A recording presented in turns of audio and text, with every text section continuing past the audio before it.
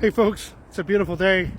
The subject of the little red flags on the side of mailboxes has come into public perception since the corporation chose to make it a big issue since our vote happened.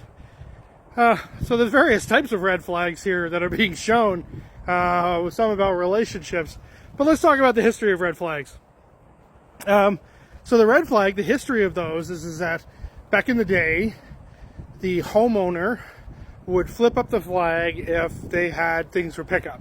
That would either be mail at the mailbox, or maybe you would go up to the house if they had a parcel or something like that for you to pick up. But, you know, things change over time. So the CMS, the corporate manual system, specifically says on a number of occasions that as a carrier, if you are approaching a rural mailbox that has one of those flags, and that flag is up, you are to stop and visit them. This generally only applies to RSMCs. It's not really a common thing with letter carriers anymore, seeing as we're mostly urban.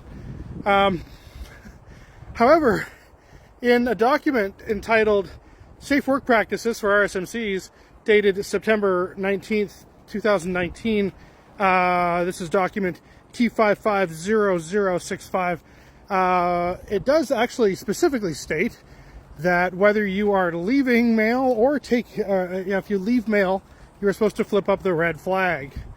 So things have changed over time, even in the documentation from Canada Post.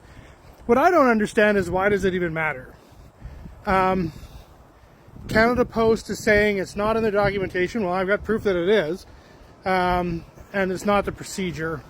Well, if it's not, they should issue a formal retraction and physically document the changes. Speaking of red flags, it seems to be that Canada Post is allowing the public to think that it's lazy letter carriers who are deciding that they're not going to do this, because they haven't issued any formal documentation to my knowledge. But that's kind of the point, isn't it? It's to discredit us. It's to damage our position, because they currently don't have any power at the negotiating table, because all of their options have run out, which is why they haven't started showing up.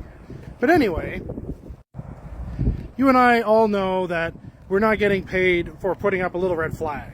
It's not like every time we put up a little red flag, we check a box or mark something on our personal data terminal and say, pay me for doing this little red flag. That's not how this works. You're getting paid by the job, not by the hour. So the question is what do they gain from this? What do they lose from this? Well, all they're going to lose is customers. It's not going to cost them any money for you to raise that little red flag. It's not going to cost them any time, because they're not paying you by the hour. So the only thing that they're going to lose is customers. And that's the entire goal here.